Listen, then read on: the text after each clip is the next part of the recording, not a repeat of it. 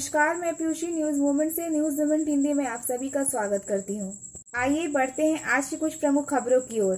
भारत का कोविड संक्रमण 2,73,69,93 हो गया। कोरोना से निपटने के लिए पश्चिम बंगाल में 15 जून तक निरीह निषेध जारी रहेगा। शिल्पांचल में ब्लैक फंगस का पहला मरीज पाए जाने का संदेह है।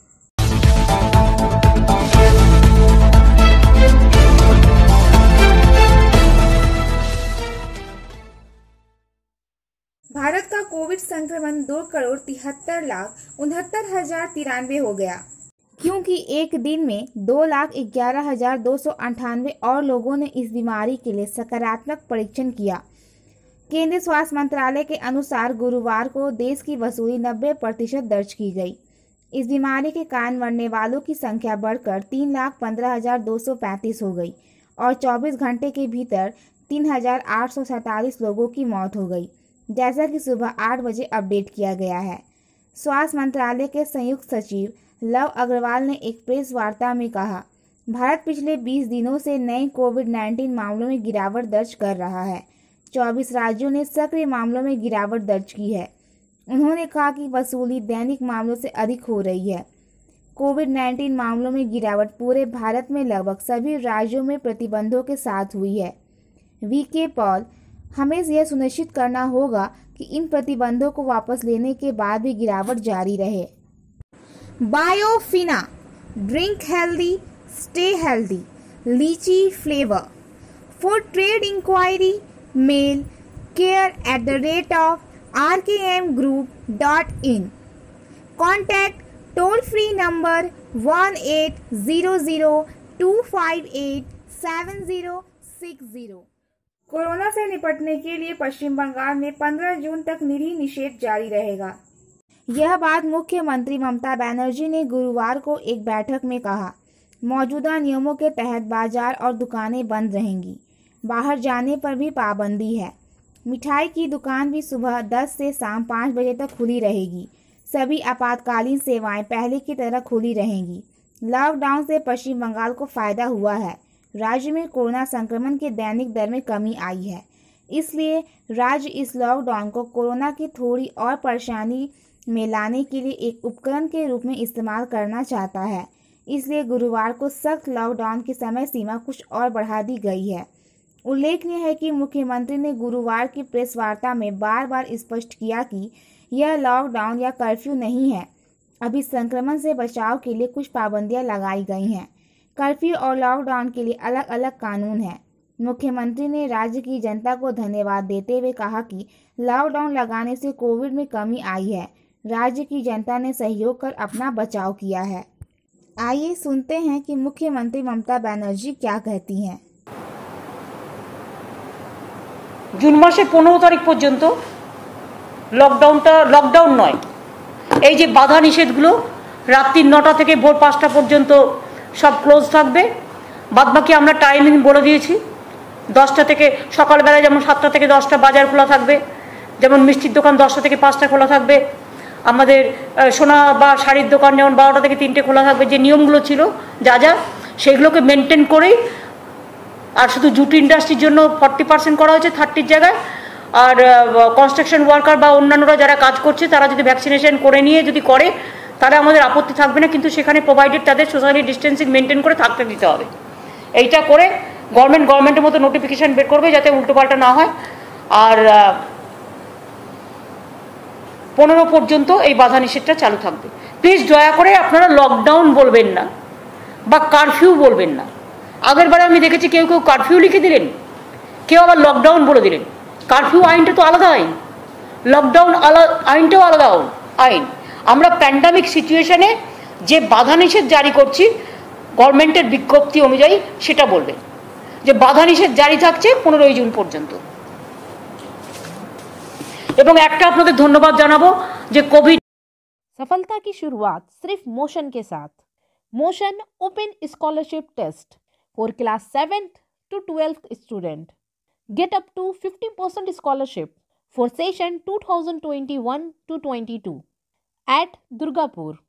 And for more details, please contact 9434 822. Shilpanchal में ब्लैक फंगस का पहला मरीज पाए जाने का संदेह है।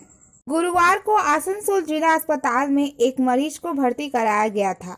जिला अस्पताल अधीक्षक डॉक्टर निखिल चंद्र दास ने बताया कि चितरंजन निवासी एक महिला को 14 मई को कस्तूरबा गांधी अस्पताल में भर्ती कराया गया था और कोरोना टेस्ट में पॉजिटिव रिपोर्ट आने के बाद उसका अस्पताल में इलाज चल रहा था।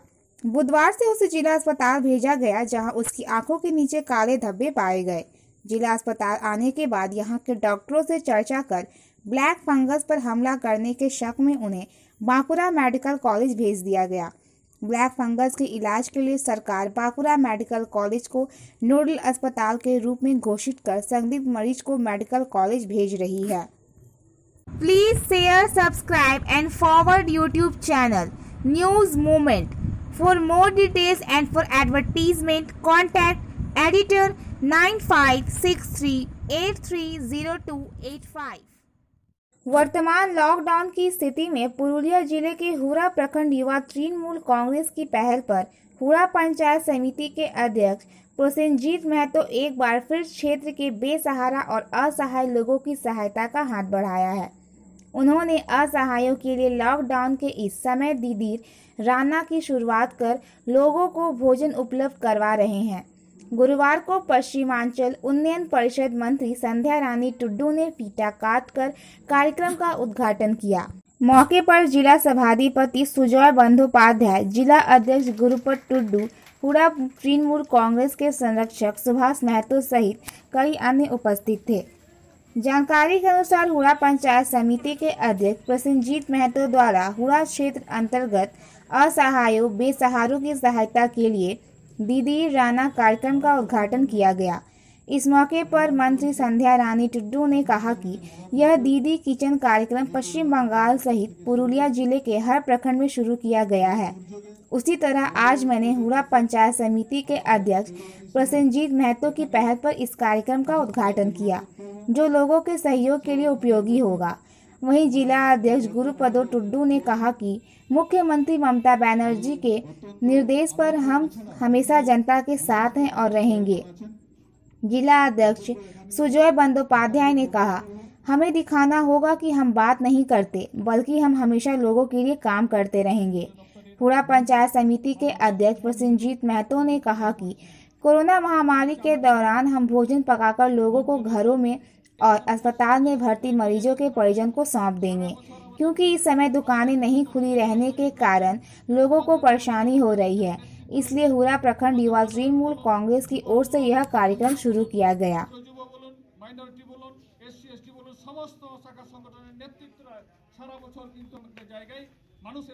News movement present YouTube channel for news in Bangla, Urdu, English and Hindi. विधायक के निर्देश पर सांसद बाबुल के गोद लिए गए गांव में लगाया गया राहत शिविर कैंप। चक्रवात के फलस्वरूप समुद्र और नदी या बांध के आसपास के गांवों और क्षेत्रों में रहने वाले सभी लोगों को सरकार के निर्देशानुसार सुरक्षित स्थानों पर पहुंचाया गया है। राहत शिविरों की स्थापना की गई है। अस्थायी रूप से क्षेत्र में स्कूलों, क्लबों और सामुदायिक हॉलों में उनके रहने और खाने की व्यवस्था की गई है। इसके अलावा बारबनी विधायक विधान उपाध्याय ने आपदा के दौरान अपनी पहल की है। उन्होंने आवास और भोजन की व्यवस्था की है। विभिन्न क्लब और सामुदायिक हॉल ट्रिपल के लिए भी व्यवस्था की। ऐसा नजारा सालनपुर प्रखंड के सीधाबाड़ी गांव में देखने को मिला। सांसद और केंद्रीय मंत्री बाबुल सुप्रियो ने कहा था कि वह इस गांव को आदर्श गांव बनाएंगे। लोकसभा चुनाव में पहली बार जीत हासिल करने के बाद सालनपुर प्रखंड की इस सीधाबाड़ी ने पूरे गांव को गोद लिया। लेकिन इस सीधाबाड़ी गांव के अधिकांश लोगों की शिकायत है कि भाजपा सांसद बाबुल सुप्रियो केवल अपने मुंह में कहते हैं कि उन्होंने इस सीधाबाड़ी गांव को गोद लिया है, लेकिन काम नहीं करते। इस गांव की एक युवती इंद्रानी सेन ने कहा कि भाजपा नेता सीधाबाड़ी गांव को याद करते हैं मतदान, लेकिन मुश्किल समय के दौरान, या वे इस महामारी के समय नहीं आते। सांसद या केंद्रीय मंत्री इतनी बड़ी महामारी में कभी नहीं देखे गए हैं। अगर किसी ने इस गांव के लिए सोचा या विकसित किया है तो वह बारबनी से एकमात्र विधायक हैं विधान उपाध्याय।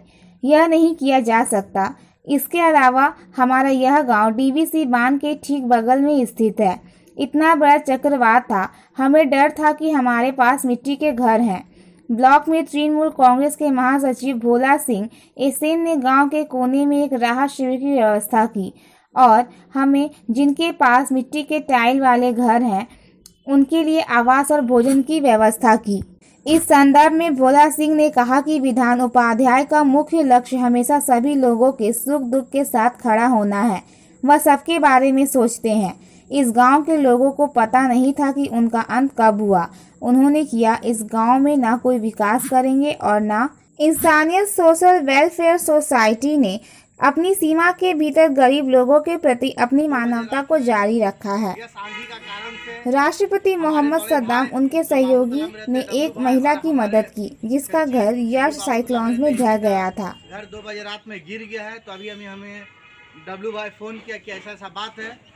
तो हम लोग अभी थोड़ा देरी पहले खान पट्टी भी गए थे, उनके भी घर के पास पूरा टाली वगैरह जो भी था पूरा उड़िया गया। हम लोग से जो हो सका उन लोगों को हेल्प किए और अभी हम आए तो देखें इनका भी पूरा दीवार गिर चुका है। तो डब्लू भाई आपका घर कब गिरा था बताइए? कल 2 बजे रात में। वहाँ देख के बताइए। 2 बजे रात में गिरा। कल 2 बजे रात में गिरा। चाची आप बताइए। 2 बजे रात में कल गिरा है। पानी का वजह से ना? हाँ, जो पानी आया ना उसी में गिर गया था। तड़ाके 2 बजे रात में गिरा। ठीक है, तो अभी तो हम देखे हैं इन लोगों का घर का ज़्यादा किए। हम लोग यही चाहते हैं कि हमारे सोसाइटी की तरफ से जो हो सकेगा इन लोगों को मदद करें। अस्सलाम वालेकुम। आपका नाम क्या हुआ? MD सद्दाम खान, इंसानियत सोशल वेलफेयर सोसाइटी का प्रेसिडेंट। चक्रवात याश को लेकर जारी चेतावनी के डर से बुधवार की रात स्कूल और सामुदायिक भवन में आश्रय लिए बीसरगढ़ पीरस्थान बस्ती के परिवार गुरुवार की सुबह अपने घरों में वापस लौट गए। प्रशासन पर रात्रि भोजन पानी की व्यवस्था नहीं करने का आरोप लगाया। वर्षा की फुहारों के बीच सभी के घर सुरक्षित रहे। जानकारी के अनुसार याश को लेकर जारी चेतावनी के अनुरूप सांग तोड़िया अंचल में ना ही तेजी से हवा चली और ना ही जोरों की बारिश हुई।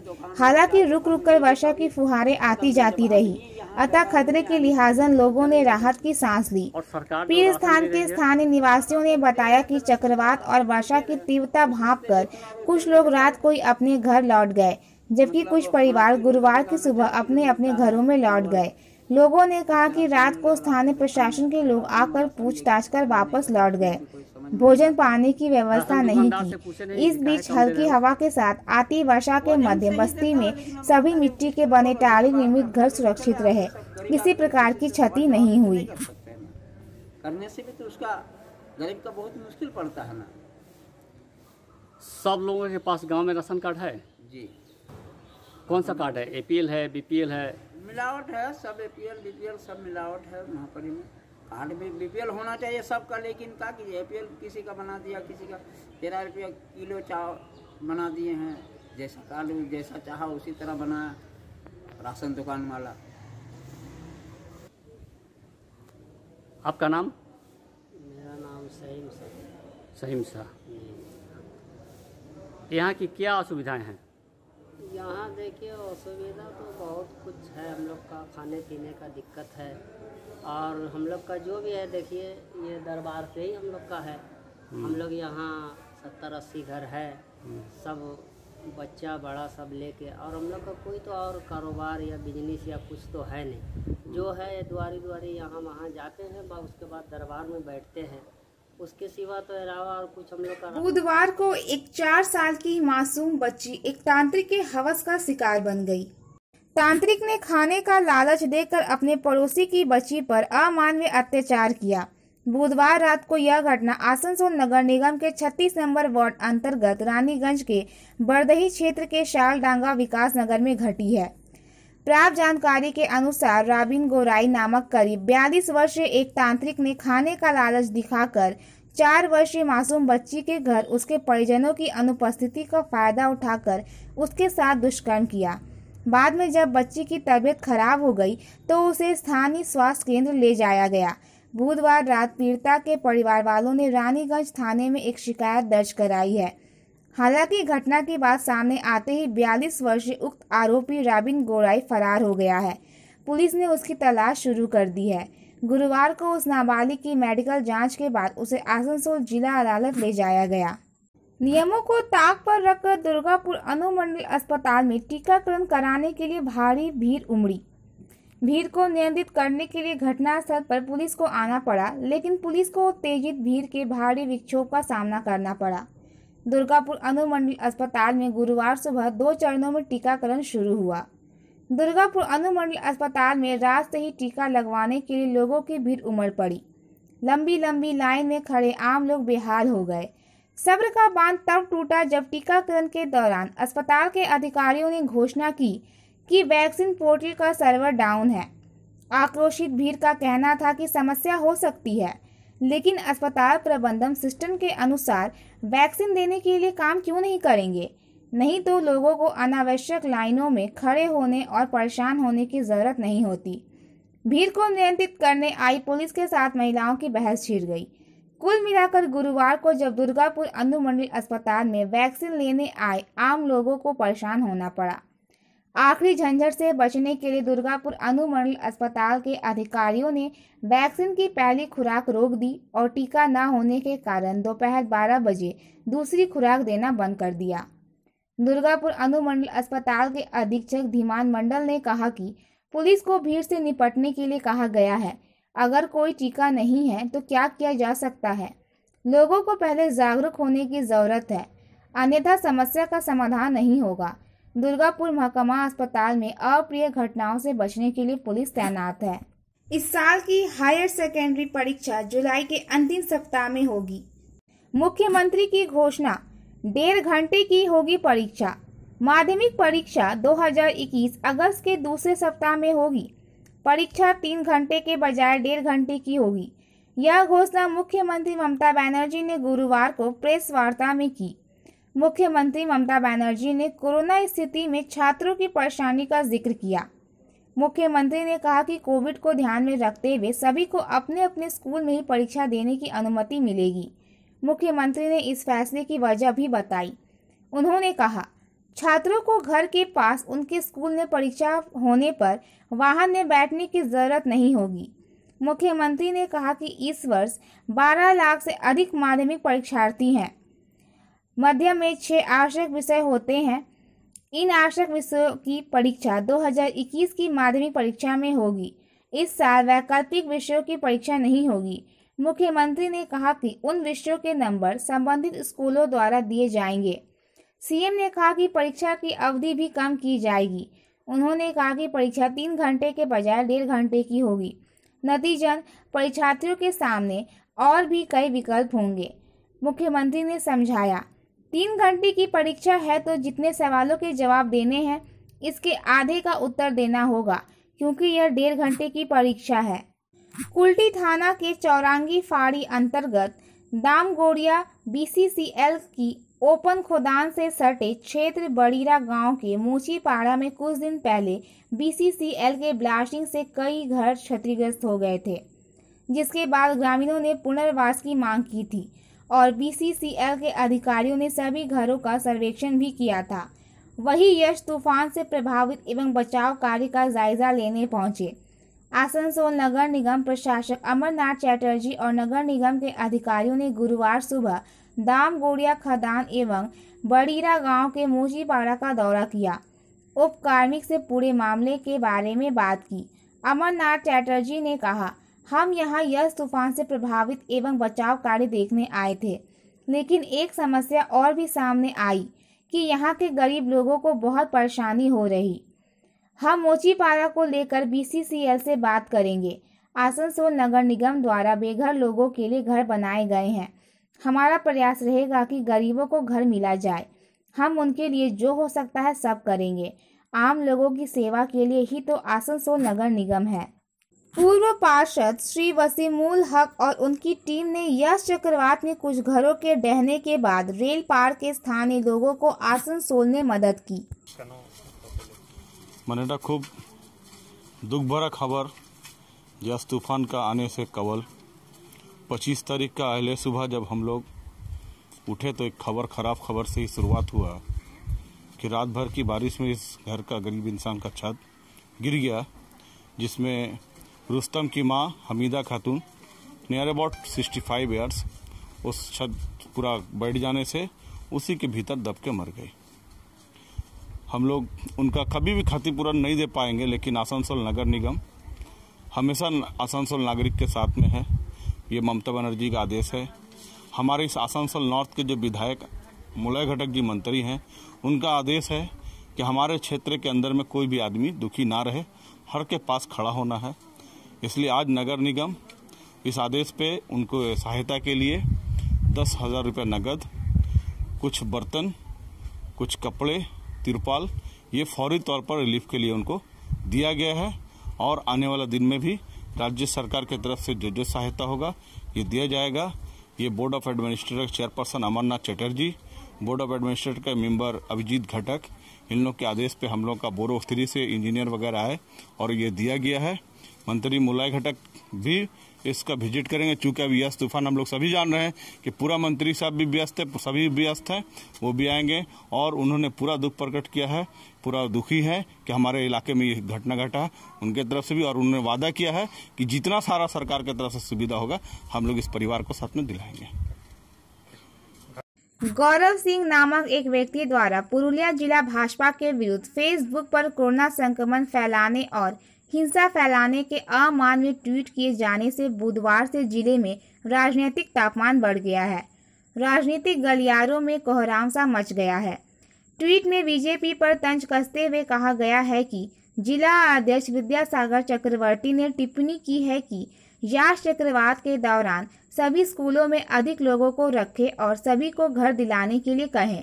जितने अधिक लोग एक साथ रहेंगे, महामारी उतनी ही भयावह होगी। इसका खामियाजा राज्य सरकार को भुगतना पड़ेगा। घटना के आलोक में पुरुलिया जिला तृणमूल युवा उपाध्यक्ष प्रणब देवघड़िया व तृणमूल युवा कांग्रेस के सचिव अमजद ने नितुरिया थाने में शिकायत दर्ज कर आरोपियों के खिलाफ कड़ी सजा की मांग की है। पुरुलिया जिला भारतीय जनता पार्टी ने भी कहा, गौरव सिंह जिन्होंने फेसबुक पर ट्वीट किया उनकी पार्टी के कार्यकर्ता नहीं है, वह तृणमूल कार्यकर्ता है। हम लोग महामारी के दौरान इस तरह के अमानवीय ट्वीट के खिलाफ जिला पुलिस अधीक्षक के पास लिखित शिकायत दर्ज कराए हैं और आरोपियों के खिलाफ सख्त से सख्त सजा की मांग कर रहे हैं। মানে জঘন্য কনস্পাইরেসি বলা চলে সরকারের বিরুদ্ধে এবং এটা একটা মহামারী করোনা কালে যখন মুখ্যমন্ত্রী সারা জেগে সাইক্লোনের তদারকি করছেন অভিষেক বন্দ্যোপাধ্যায় রাস্তায় ঘাটে বেরিয়েছেন আর এরা কি করেছে এরা ঘরে বসে গ্রুপে একটা কনস্পাইরেসি করছে চক্রান্ত সরকারের বিরুদ্ধে চক্রান্ত মানুষ যারা ভোট দিয়েছে তারা আজকে সত্যি এই চক্রান্ত দেখে তারা হতবাক হয়ে যাচ্ছে যে এরা মানুষের পাশে না দাঁড়িয়ে একটা চক্রান্ত করা হচ্ছে যে স্কুলে লোক ঢুকিয়ে দাও করোনা বাড়িয়ে দাও মানে কী ধরনের পরিস্থিতি দাঁড়িয়েছে আমাদের প্রণব দেগরিয়া সঙ্গে সঙ্গে আমাদেরকে বললো যে নিতুড়িয়া থানা ইমিডিয়েট আমাদের এখানে একটা প্রোগ্রাম চলছিল আমরা সঙ্গে সঙ্গে এখানে একটা এফআইআর করালাম তার নেতৃত্বে এবং সমস্ত নেতৃত্ব থানাতে আমাদের এফআইআর হবে এবং তাকে এই অবিলম্বে গ্রেপ্তার করতে হবে একটা ঘৃণাজনক মানে এটা একটা কাজ যে এটা করোনাকালে মানুষ অসহায় অক্সিজেন পাচ্ছে না আর তারা বলছে করোনা বাড়িয়ে দাও কি ঘৃণাজনক কাজ মানে গতকাল রাত্রিবেলায় একটা WhatsApp group BJP core committee বলে ছাড়া হয়। সেখানে দেখা যায় যে ভারতীয় জনতা পার্টির পুরুলিয়া জেলার সভাপতি বিদ্যাসাগর চক্রবর্তী, সম্মানীয় পুরুলিয়ার সাংসদ জ্যোতির্ময় সিং মাহাতো, পুরুলিয়ার বিধায়ক সুদীপ মুখার্জি ওরফে কাল্টু, জয়পুরের বিধায়ক নরহরি মাহাতো, জেলার সাধারণ সম্পাদক বিবেক রাঙ্গা এবং জেলা সম্পাদক আলিম আনসারির মধ্যে হোয়াটসঅ্যাপ চ্যাট চলছে। সেখানে কথোপকথন হয়। বিদ্যাসাগর চক্রবর্তীর নামে দেখা যায় যে উনি বলছেন নাকি যে এখন যে যশের মোকাবিলার জন্য যে ত্রাণ শিবিরগুলো করা হয়েছে সেই ত্রাণ শিবিরগুলো যেন বেশি করে লোক ঢুকিয়ে দেওয়া হয় এবং সেখানে করোনার পরিস্থিতি খাড়া করা হয় এবং সরকারকে বদনাম যাতে করা হয়, এই ধরনের কথাবার্তা দিয়ে বাজারে ছাড়া হয়েছে। আমি বিজেপির জেলা সভাপতি বিদ্যাসাগর চক্রবর্তী দায়িত্ব নিয়ে বলছি যে ভারতীয় জনতা পার্টির পুরুলিয়া জেলার এ ধরনের কোনো কোর কমিটির হোয়াটসঅ্যাপ গ্রুপ নেই, কোনো গ্রুপ নাই ধরনের, এটা সম্পূर्ण फेक। भारतीय जनता पार्टी के आज का सुविचार, जब ऐसा लगता है कि दुनिया बंद हो रही है, कभी कभी बस एक सांस लेने से एक नई दुनिया खुल सकती है। देखने के लिए धन्यवाद। अगर हमारा यह वीडियो आपको पसंद आया हो तो कृपया इसे लाइक, शेयर और सब्सक्राइब जरूर करें। आगे की सभी नोटिफिकेशन को प्राप्त करने के लिए बेल आइकन को प्रेस करना ना भूलें।